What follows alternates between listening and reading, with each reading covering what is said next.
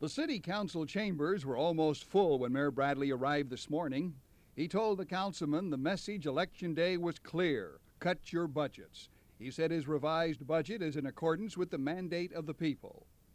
It is based upon certain assumptions, which include the assumption that the city will lose $234 million, over 1/4 of its budget. On that issue, I have not heard one word of dissent.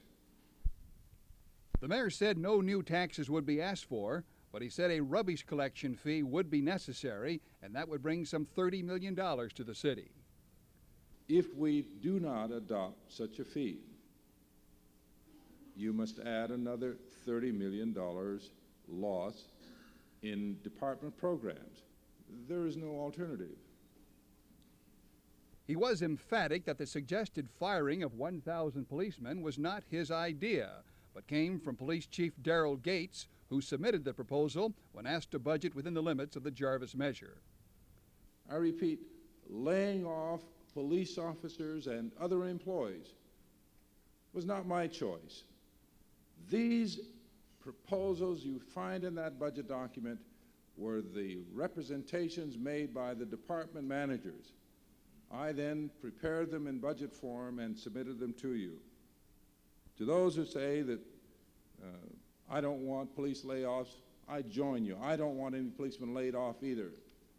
But I've looked at the figures. I've looked at the alternatives. I've faced the reality, as did the chief of police.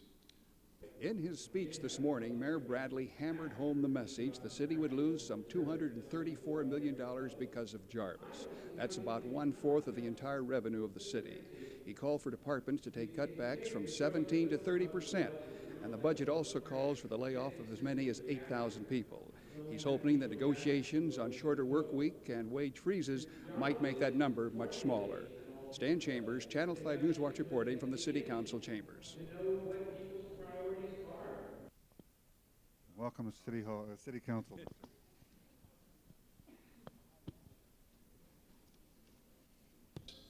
Having shorter work weeks, a number of other alternatives. And it was very clear that at that the department representatives with my, and these include the chief of police and the fire chief.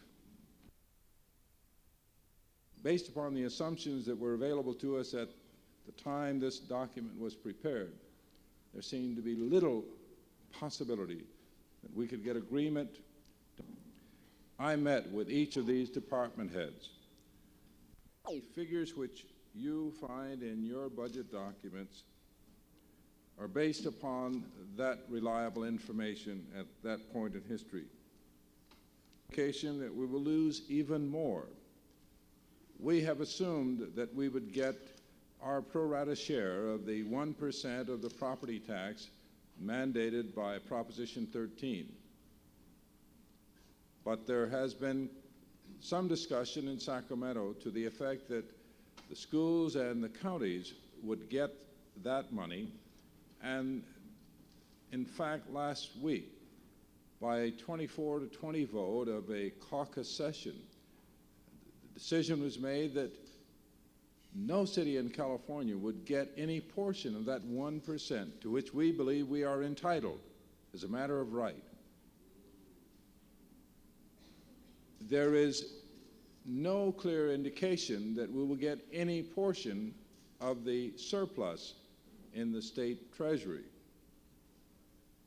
Further bad news, last week the State Board of Equalization declared that the cities would not get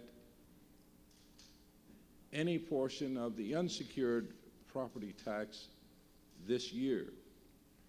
Now, if this is true, we will lose another $31.5 million. We had made the assumption in this budget preparation that we would get that money. So if we lose it, our loss, our problem is magnified even more. It is salary cuts, and each their priorities, their choices. That while it would be painful and difficult, these were the proposals of the fire chief. June 6. I don't intend to sit quietly 1,080 policemen or anybody else, when in fact it came from someplace else. $34 million, over a quarter of our revenue, and not cut the police and fire departments. Combined, the police and fire budgets make up over half of our total budget.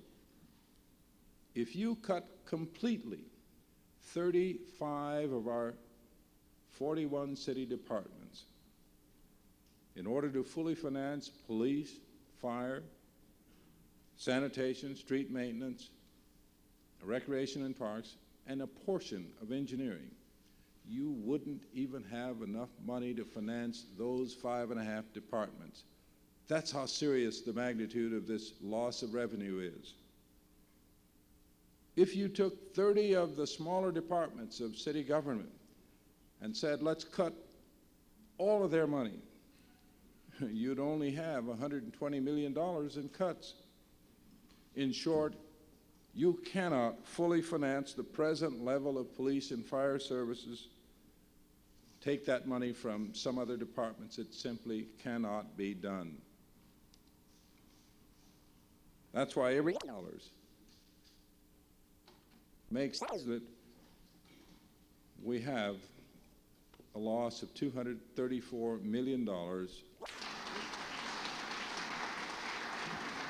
The rhetoric, the divisiveness, the anger, the hostility, and to really work together and try to determine as best we can what the facts are, to gather together our experts and to give us a review of what those objective facts are. And that is what your committee has been doing these past several months. We have a grasp of what the facts are, the effects on the various departments and on the city, and we are prepared with the CAO and the city legislative analyst to answer all your questions with regard to the consequences of various courses of action. Now, what we mean is very clear. They want cuts, and they want immediate cuts. So an attempt was made to find some moderate position, cut substantially, and there is an alternate proposal before you that says cut $152 million right now and wait until next month to see whether we shall cut further than that. What that says is, let's go slower. Let's try to be as prudent and objective as possible.